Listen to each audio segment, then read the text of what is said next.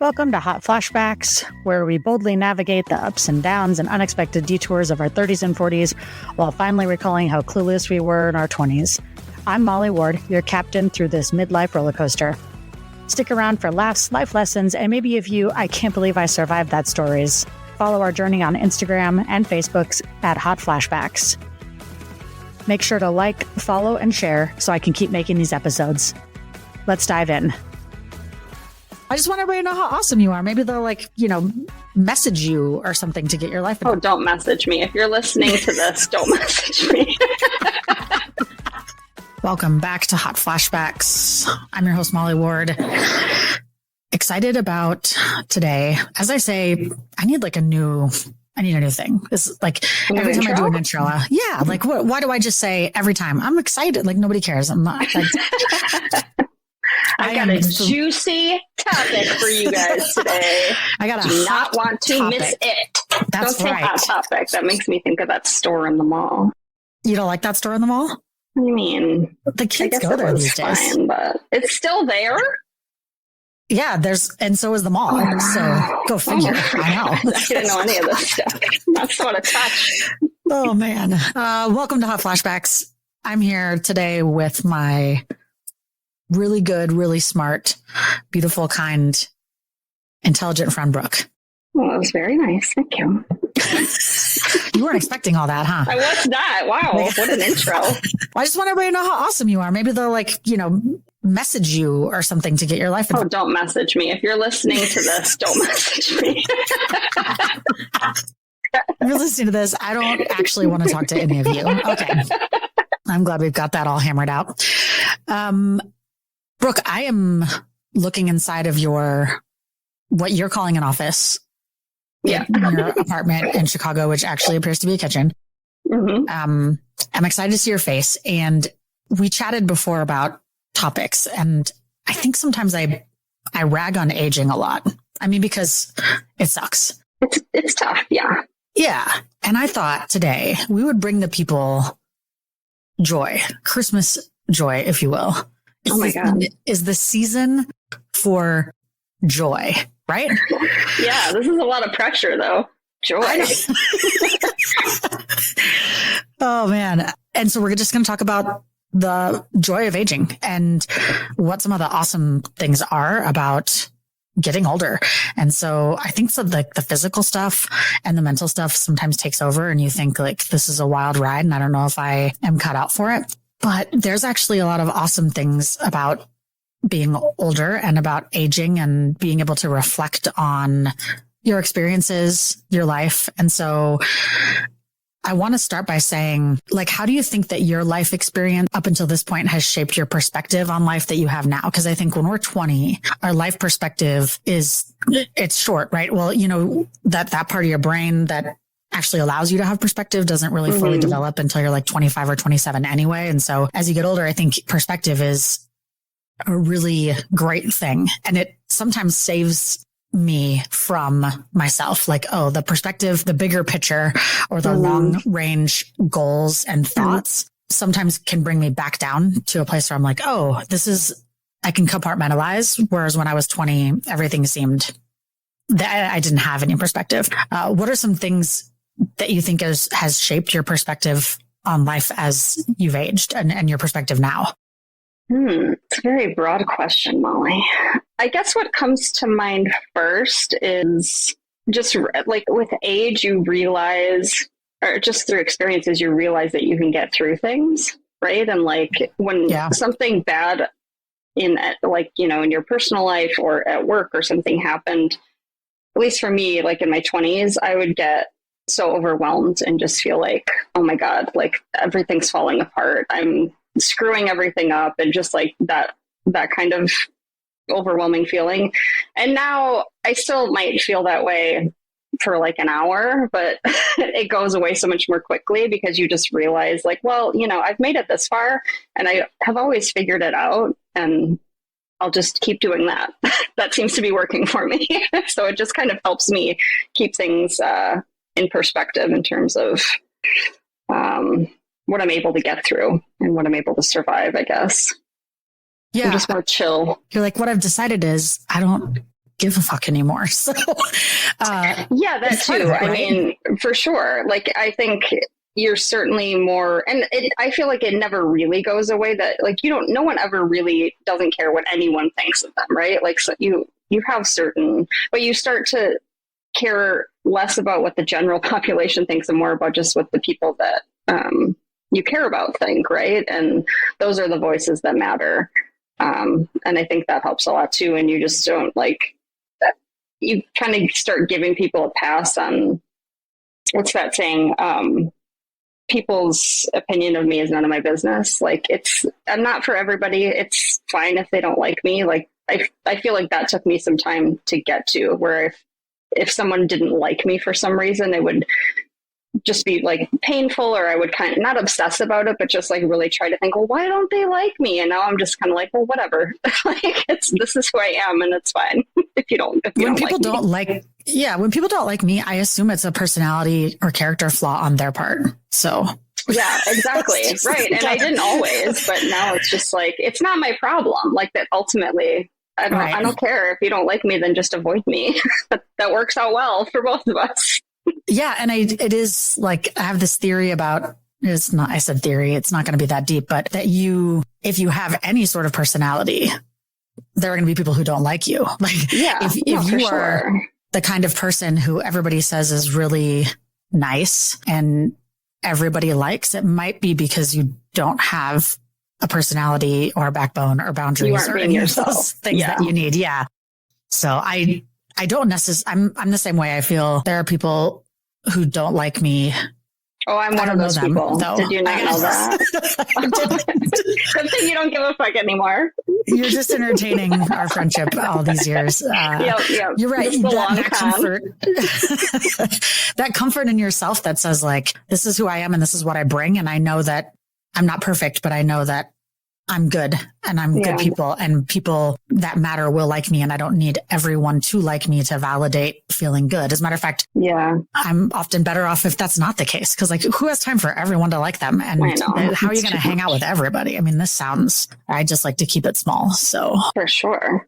Well, and then it's a good point too, that you bring up about like, just that's their problem. Like, I think especially like looking back on people who really stressed me out when I was younger, like I'm talking in like junior high and like high school stuff, where you can look back now with like life knowledge and realize like, oh, they were like probably really going through some stuff at home and they were just taking it out on me, and it really had nothing to do with me. Whereas when you're in it, you think like, God, why did they hate me? Why did I, what did I do that was so wrong, when really it wasn't you at all? Even as an adult, that's really helpful. Some things never change. And being an adult, you still have like weird relationships with people. Like in high school, like someone didn't like you or was mean to you or picked on you or spread rumors about you. And that still happens as an adult. Yeah. Like it does. It still happens. It's weird because you thought when you left high school, you probably thought, oh, thank God, this is going to be so much easier.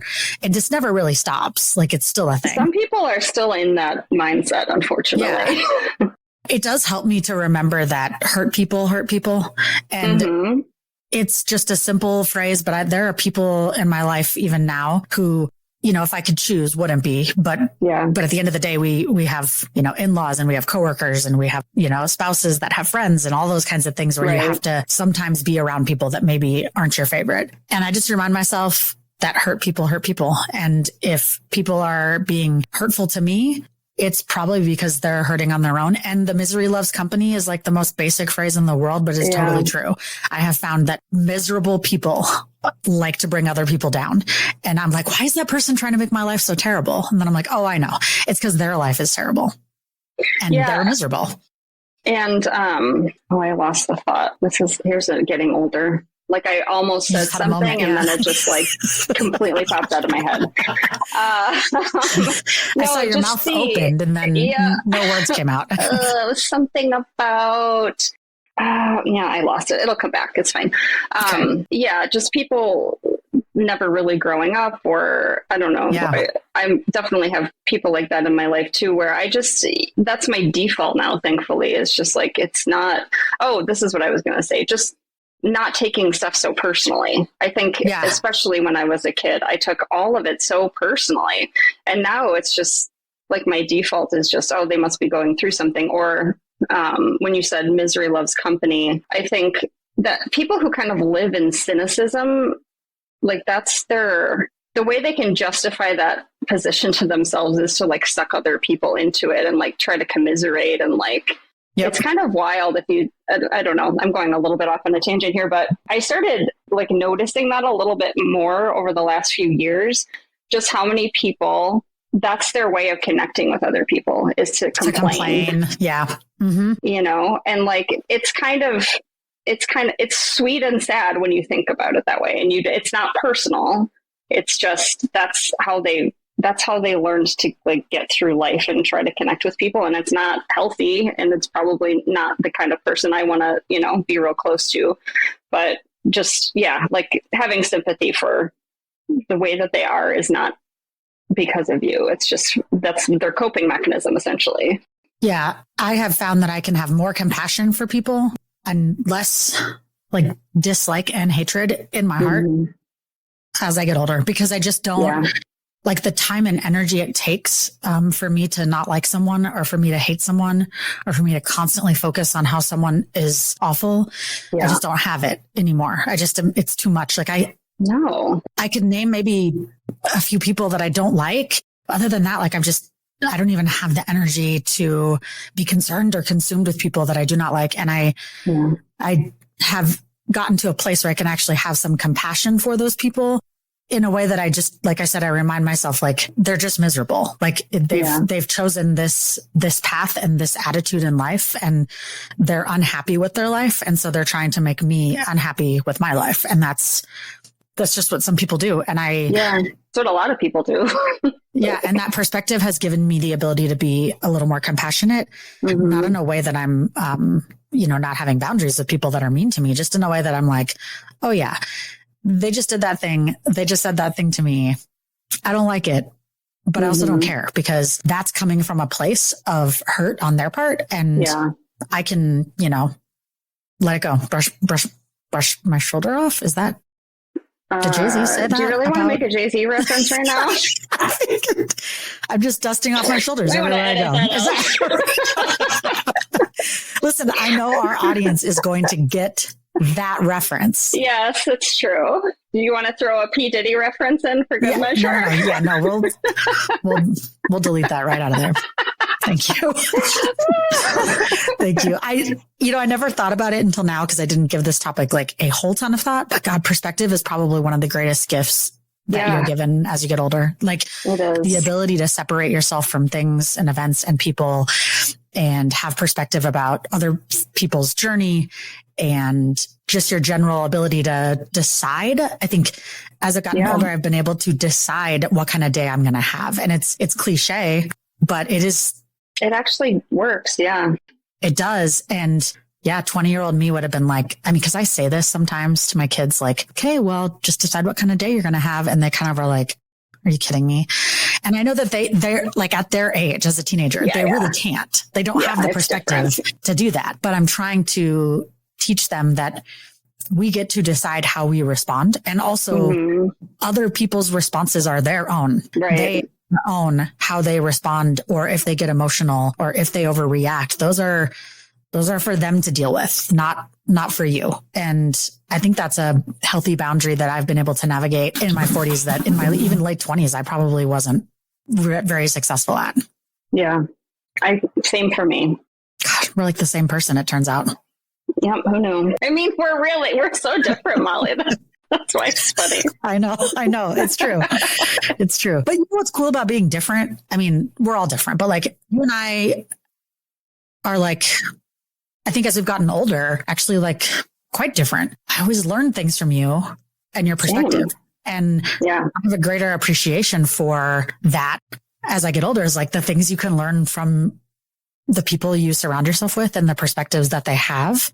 I always learn something from you. And that's a nice feeling in a friendship, to be like, I had this long talk and we caught up, but also like I learned so many new things. Like when I tell you about, like different kinds of rocks or. Always. You're always educating me about geology. Yes. So, hey, did we have geology together in college? I feel like we did. Do you remember Groyle's oil? No, I don't We think didn't have so. geology together? I don't think I took geology, did I? Oh, I don't remember I having don't any know. classes with you. We had classes together? I feel very attacked. No, I mean, truly, we could have. I don't have a great memory. Do I even know you? Okay, so I took this geology class and the professor was super old. I think it was like my freshman year. And he would brew this coffee in the morning in the lab. And it was like really black. And I want to say his like last name was like Groyle. And he called it Groyle's oil, which, by the way, kept me very far from ever trying it. Although he did often offer it to the class. But good for him. He figured it out. He didn't give a shit what anybody thought. He called it that because he didn't want anyone else to have it, which I think worked out really well. It did look pretty disgusting. It was kind of like thick and like black. That does not ring any bells for me. Plus, we knew each other freshman year, but I didn't come until halfway through freshman year. Yeah, second semester. That's when I took geology. Yeah, it is. I don't think I took a geology class. Maybe like look through your journal from. I'm going to go pull out my, what do they call those? You know, you're in higher ed. Time capsule. Transcripts, and I'll see what. Okay. Time capsule. I don't know. Go dig something up and find out what kind of. I don't know. Yeah, find your time machine. No, my transcripts. I'll see if I took a geology class. Okay. I have a question for you about, since I just kind of mentioned journaling as like a segue, but journaling, mindfulness, meditation, gratitude, etc. Mm-hmm. Woo woo. Yeah, all that stuff. What is your perspective now on gratitude, and how does that help you? Because I think you have to have some of that to age gracefully and to feel good about your life. What is your perspective on gratitude, and how do you integrate that? You know, I did the gratitude, I guess I don't know specifically if there's like a certain framework for what gratitude journals are supposed to look like, but mine was a spin-off from this play called Every Brilliant Thing. Have you heard of that? You're doing it wrong. That's not. Oh, okay. Shoot. Yeah. I'm going to start over. If you don't do it right, it does not count. Oh God. Oh my God. I have a lot of catching up to do, clearly. But this play called Every Brilliant Thing, there's a version of it on HBO that I watched. Is it a one person? It's a one act, right? Like yeah. It's a one person thing. Have you seen that? I have. It's fantastic. And that inspired me. So he, you know, a big part of the show, right, is that he's listing like just all of the random things he can think of to be happy and grateful for. And so that's what my list is just like, you know, there'll be heavier things like therapy. Like I'm so grateful for that therapy is a thing that is acceptable, that I have access to it. And then also like croissants, like I'm super great, like just little stuff, because that's the thick of life, is all of the little stuff day to day. And that obviously is also a cliche, but it's so true. And just like even today, you know, yesterday it was like 19 degrees in Chicago. I woke up in the morning and it was like 7 degrees, right? I'm walking my dog and it's so cold. And then today it's almost 30 degrees. And I'm like, this is fantastic. Like, makes me so happy. Just like little things like that of like, oh, good, I'll be able to get a nice walk in today. Wow. It lights me up. 2 things. One, the first problem was that you woke up in the morning. Next time, just sleep until the afternoon. The second thing was you just said like, oh, I just can't wait to see how many steps I'm going to get in today. That's old people talk. Oh, it is old people talk. Yeah. I don't count my steps, but I just love walking. That's like a big part. I guess it's almost like a meditation for me. I just love walking. 20-year-old you is like just shuddering to think. I walk. I go to the gym 3 times a week. But who is this person? Yeah. That's another thing in terms of gratitude, is just your body. Like I see what the old, like very old people in my life are going through. And like, I'm grateful that I have the perspective and like I'm in an economic position where I can prioritize like strength training and yoga and walking as much as I can. And just like, and that I have the mobility to do those things. And my hope is that I will not be as fragile as some people are in their 80s if I make it to that point. But, well, I plan to like knock you around a little bit. So you probably want to make sure you're not fragile. Yeah, good idea. You got to keep me tough. Yep, that's right. I'll hip check you. Yeah. your body is there's like this interesting evolution of your perspective on your physical appearance, but also your physical abilities. Yeah. Like you take for granted, I think, the things your body can do. And as you get older, I start to notice elderly people who are not physically able and think to myself, oh man, I should really be more conscious of how grateful I am that my body can still do these things, because someday it may not be able to. Yeah. More so than I'm concerned about like how hangy my arm bird is. Is that what it's called? Bird? Yeah, like the thing that hangs down. I think it's called a bird. No, it's not. What'd you call it? A flap. I don't know. Okay, bird's wings Either flap. way, it this makes sounds sense. gross. No. This is how I got there. That like I'm not as worried about that. Yeah. As 25-year-old me would have been, and just more grateful that I can still get out and get my groceries and get them in the car by myself and go on a hike. And, I don't know if I can go on a hike. I haven't done it in so long, but I'm pretty sure that I can. I bet you could do it. I bet you could do it. I could. But yeah, the gratefulness we have for our bodies and what they're capable of. And I also want to go back to what you said about the little things and kind of referencing that it's a play, right? It was a play. Yeah, it is a play. I think it's still running. They have it running in Chicago now, actually. Okay. Well, please don't brag. And I live in a big city, so you should come visit sometime. I would love to. You should. Did you just invite me to visit? I did. I'm coming. When the weather gets warmer. The little things they do. I was actually telling my therapist this recently, that like I can be in a moment at work or at home where I'm stressed and frustrated or things aren't going well. And I can think about something tiny that totally turns my day around. Like the other day I was having not a great day and I was going to head out of the office and I remembered that I had leftovers in the fridge that I was really looking forward to eating. Oh yeah. And I was like, you know what? Sweet. Like I feel better already. Just like having that, like knowing that one tiny thing that when I get home, I'm going to eat those leftovers. And wouldn't you know it, my wife ate them because that's what she always does with my food. This is why you don't get married, kids. But yeah, you're right. Those little things, the croissant in the morning or waking up and being like, you know what? It's kind of cold out, but I'm going to have a cup of coffee and read my book. And I feel so grateful to have that hour to myself. Love it. And when you focus on those little things, I think it does change the way you feel about your life, because those things happen throughout the day.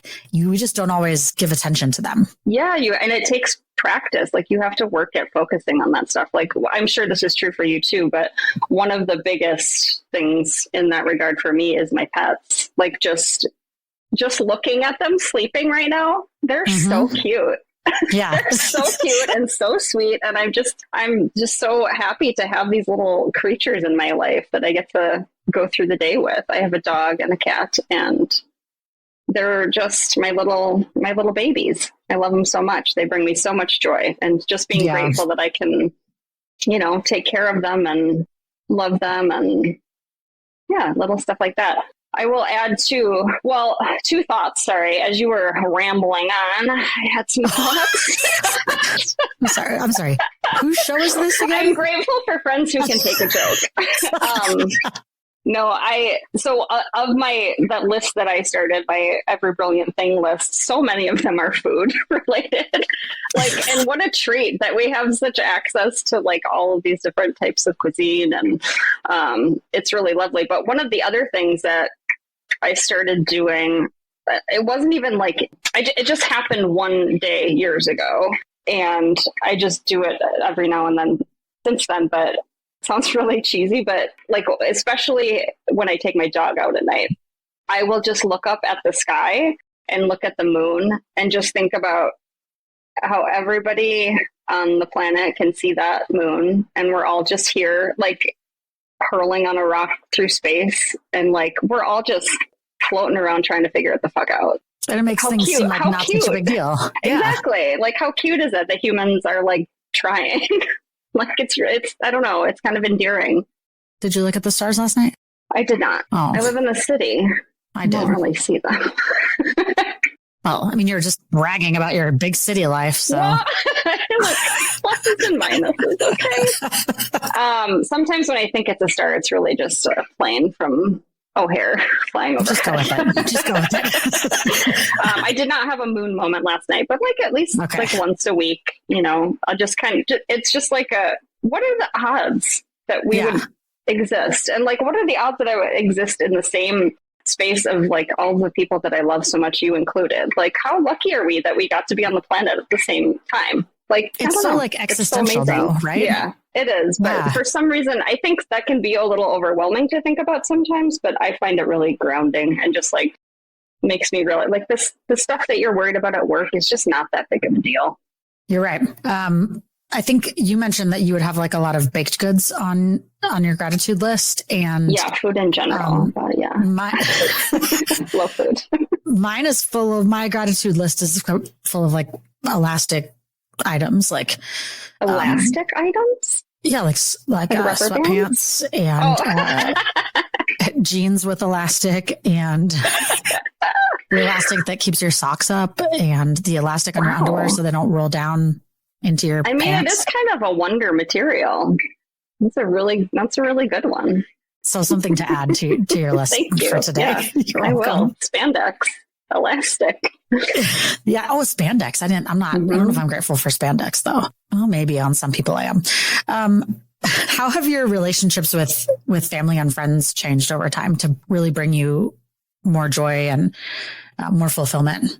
Ooh, well, this is good because it definitely ties in with the kind of perspective shifting stuff. I think for me, there was a real learning curve. And this is probably true for most people, right? Like the most tenuous relationship and most critical relationship that people can have in their lives is most often their parents, right?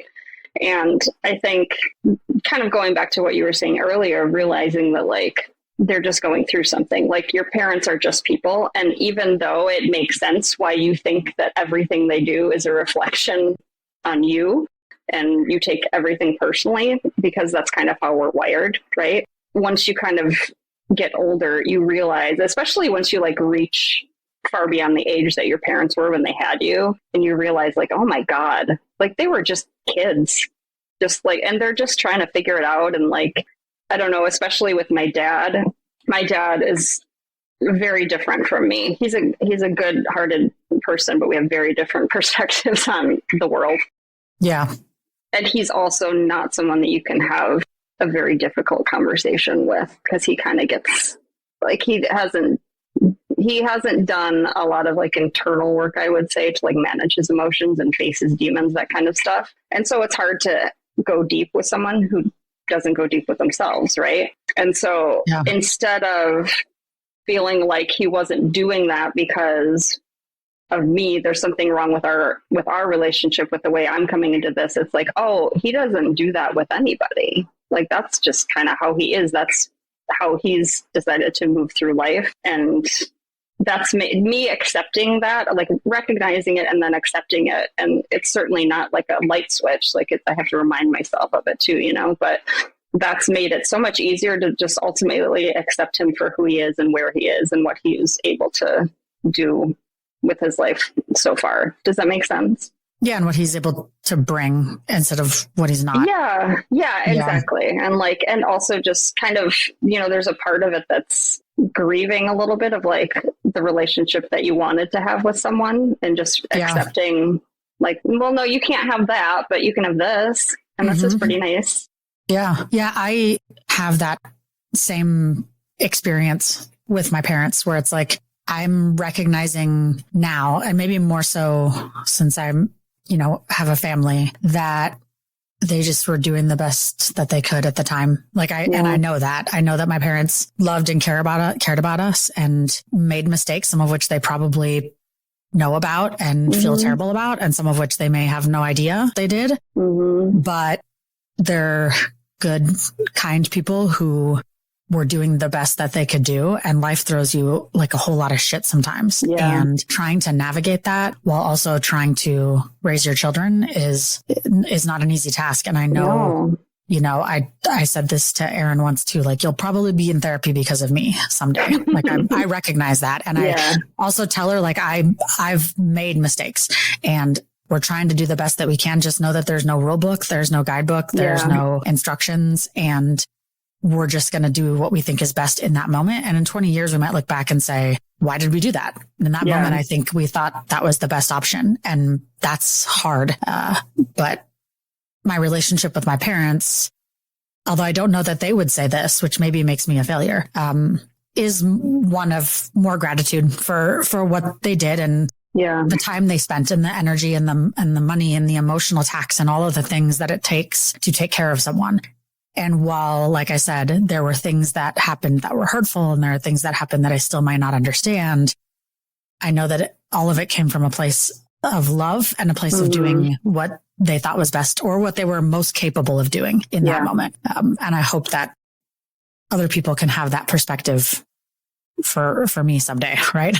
Yeah, for sure. Well, and I think like you're a step ahead of it. Cause I think, not to go off on a parenting tangent, but like one of the things I hear repeatedly about parenting is that it's not in never doing anything wrong. It's in having the ability to repair the things that go wrong. And like just opening that channel with your daughter to be able to say, hey, look, I know I probably screwed some stuff up. We'll talk about it in 20 years if we need to, or you know what I mean? Like that's huge to know that you could actually go to your parent and say like, you know, when you did this, it really hurt me, and know that they aren't going to fly off the handle and be like, oh, wow, I'm going to sit with that. And I'm sorry that I did that. You know, I think that's huge. So, but my relationships are so much deeper now. And not all of it is because we've been friends forever. So, you know, you and I have been friends for, I don't like to do math, but it's like 20 years. I think it's more than that. I think it's more than that too. I think it's more than that too. But yeah, it's a long time. Yeah. And our friendship, I mean, I'm going out on a limb here. Our friendship is deep. We have a deep connection, and that's been built over time. But what I find now is that when I develop relationships with new people at my age, they're already deep because, or they're not. And I've decided like, that's not what we're doing, right? We're just like work friends who sometimes hang out and may sometimes go to the movies or something, but we're not. Is that my relationships with people are intentionally deep and connecting in a way that I wasn't capable of a while ago. And part of that is what you referenced is my ability to be deep and connect with myself. And I think I've done that work. There's always room for improvement. There are relationships I have that I've had for 20 plus years that are really deep and meaningful and like really touch my soul. And then there's people that I've known for a year or two that can still have that connection because of the age that we're at, we're able to develop that. It doesn't have to take 23 years. It can take 23 months, you know, and that's kind of nice. Like for sure. And you can meet people and kind of suss out pretty quickly whether they're the type of person who's like, I don't know, I guess like self-reflective enough to have the type of connection you're looking for. And you can just, I didn't have any awareness of any of that 20 years ago. Right. I mean, we're lucky that like kind of our trajectories in terms of like, just like internal personal growth have been similar, and like that we were able to stay close because we both were working on ourselves. But yeah, I agree. There's certainly people like you just have to kind of keep certain relationships compartmentalized to certain areas. And that was something I actually kind of struggled with. I felt for a long time, and this is maybe a little off topic, but it's reminding me, like I felt for a long time that you had to show up and be your full self with everybody. Otherwise you weren't being authentic. But that you don't have to, you shouldn't do that. Like not everyone deserves to get to know you that well. And it's okay to be protective of who you really are. If it's not with somebody who's ready to like really see it or really receive it or respect it. So yeah, I never thought about that. It's kind of like, getting naked. Like you don't just get naked in front of everybody. Yeah, exactly. Right? Like that's you're a not great just analogy. Like, here I am nude, everybody. And, then getting responses, people like, they don't like that, or it's not comfortable for them, or you made them uncomfortable. So I think your personality in your experiences in life could make like work the same way. I never really thought about that like it is not inauthentic necessarily to not share things with people until you're ready. And that doesn't make you not authentic, and maybe you're never going to be ready. Maybe they never deserve to know. Maybe you don't need to share with that person. Yeah. And so there are more people that know me now, even though I have less friends than I did when I was 25, right? But there are more people in my life that know me, and not just because of time, also because of connection, experiences, and investment in knowing each other and really knowing each other. And that's a good feeling. It feels like good to be known. Absolutely. So and to be able to be vulnerable with people. Would you just say I'm kind of famous? Yeah. Oh, I mean, a little bit.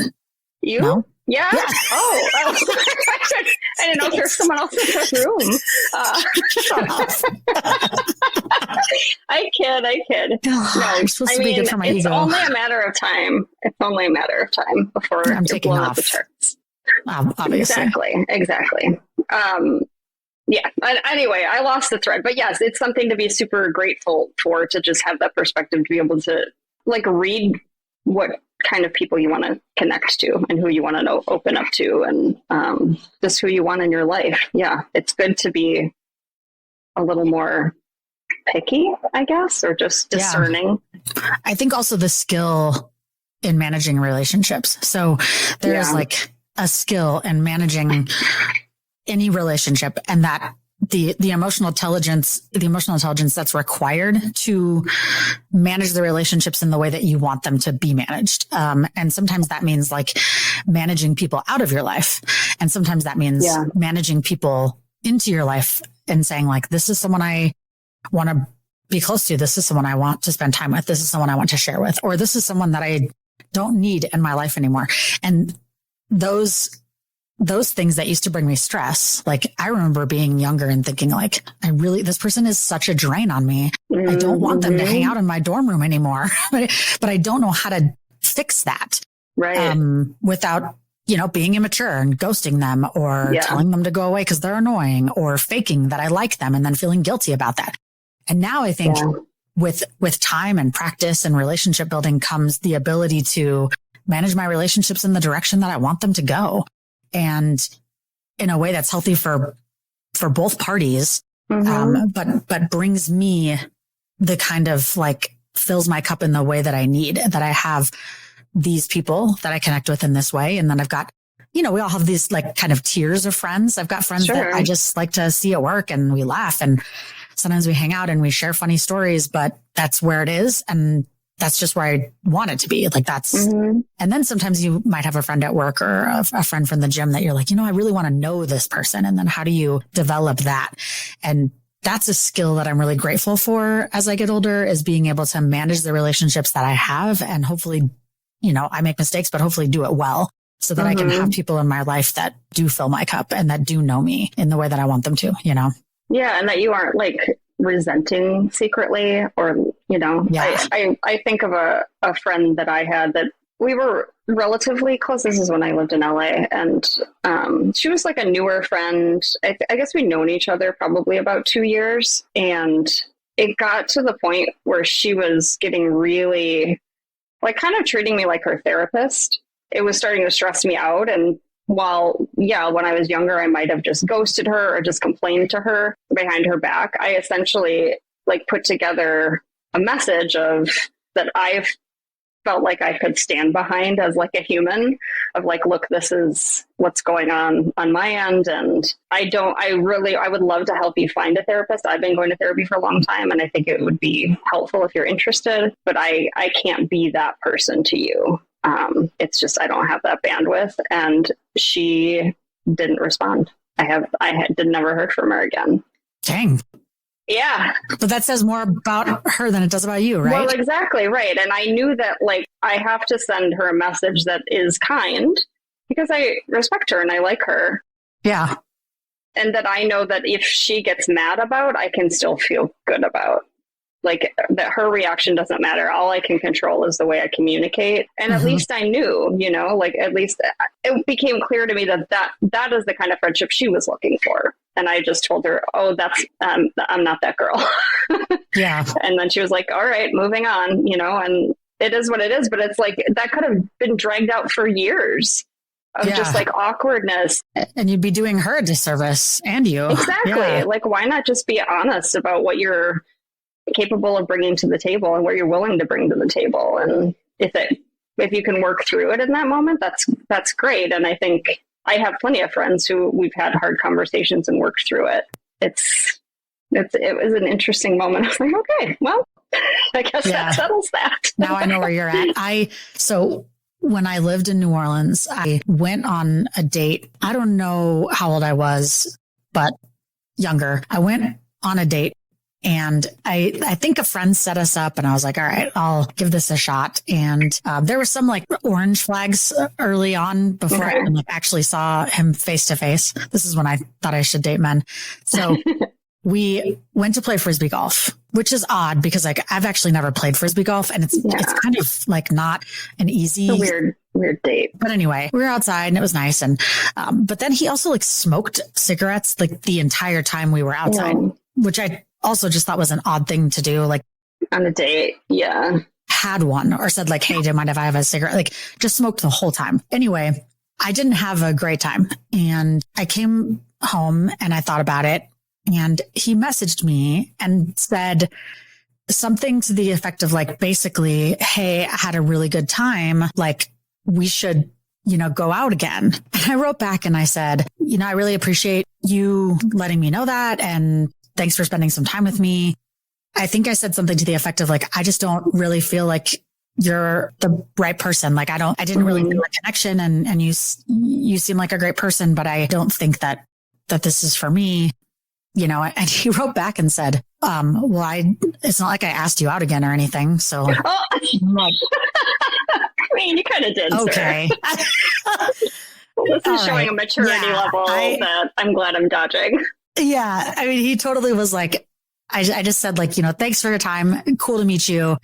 You're not the person for me. I didn't feel the attraction. I didn't feel the spark, but good luck. And he was like, well, it's not like I asked you out again. And I didn't say we were going to go out together. And I was like, oh my God. Well, I mean, you did, but all right. It's the same kind of experience where I go, yeah. So there were some orange flags and this one is a red flag because his response, instead of being like, hey, cool. Like, thanks for letting me know so that I'm not wasting my time or, he was like, well, I don't like you anyway. And I'm like, okay, sure. Bye. Oh, it's so immature. Yeah. People are weird. Relationships are weird. So to round out this topic, tell me about the joys that you experience in aging related to perimenopause. No, I'm just kidding. Are there any? I would have needed that question beforehand. I need some Are there any? I don't know. I want to Google like, how do you know when you have your first hot flash? Like what? I mean, I don't know if I had one, but I feel like I did. Sounds to me like you had one.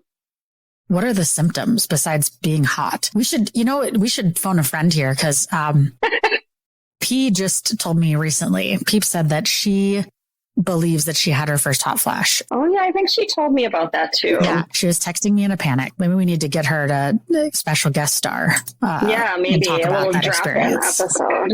Yeah. What does a hot flash feel like? Let's see. The internet says sudden intense wave of heat in the upper body, usually chest, neck, and face. Is that what was happening? Yeah. I had that. Yeah. It wasn't so much the heat as it was like the instant sweating that happened. Just like, you know how you feel when you wake up from a night sweat? Those are the worst. For sure. But sometimes you get them when you're like breaking a fever and your heart's just kind of beating really fast. And like everything's just wet. And you're like, how did this happen? It was like that for about 30 seconds. And I just kind of like looking at myself, like, what is happening to me? And then it was over. So I think that was it. Congratulations. Am I done? Was that the experience? Getting started, baby. The beginning of the end, really. Yeah. It was I think you'll just wildly uncomfortable. It'll be the new normal. Last question. Being older also means having more free time, which is nice. What have you found joy in? I mean, I spend a lot of time with my friends. I don't have kids. I don't have a partner. And particularly having moved back to the Midwest because I'm from Wisconsin, I'm a lot closer to some of my very good friends. And I've made some new friends in Chicago. I just like getting out. And one of the things that I like about living here too is like there's there's always something to do. There's always a show to go to. One of my favorite comedians just came through town a couple of weeks ago, and one of my friends and I just went over to the show, and just being able to kind of on a whim go out and do stuff. I don't know, that sounds kind of boring, but you're kind of boasting about Chicago. Am I? I feel like this should be a different episode. Brooke brags about Chicago, part 400. I mean, listen, there's so much cool stuff about it. You used to live around here. You're right. I've and honestly, like, I'm also, I am pretty active socially, but I'm also very much an introvert and like to sit on my couch and watch TV and have a glass of wine.